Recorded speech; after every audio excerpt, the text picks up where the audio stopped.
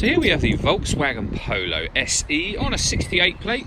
I'm going to start off by showing you around the outside of the car, and then we'll hop in and run through some controls on the inside. But from the outside you can see it's a 5-door car with alloy wheels. Let's start off inside the boot and then work our way around the rest of the car from there.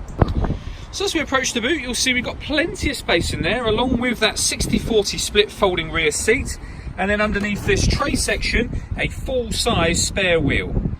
Okay, so we're just going to work our way back round to the front of the car, and then we'll hop in and run through some controls on the inside. But now that we've done a full circle of it, you can see it's in excellent condition the whole way round.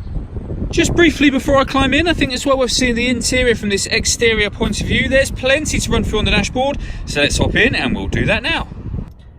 Okay, so now that we're inside the car, we're going to start with the dials. On the left-hand side, we have the rev counter, and on the right-hand side, the speedometer and fuel gauge. In the middle, you can see the total miles for the car. They are 2,049. You can change the information that's displayed above that using buttons on the steering wheel. There's various different menus available, as you can see. The one we were on was driving data. Within the driving data menu, we've got lots of fuel economy information, or you can have a digital readout for the speedometer, which is particularly handy. The buttons I was using just a moment ago are these ones over here.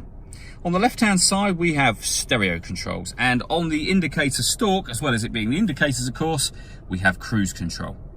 So over in the center is where you will pair your phone, amongst other things. So if you hit phone and then find mobile phone, it will start to look for your device, and then just follow instructions on the screen from there once it's detected your phone.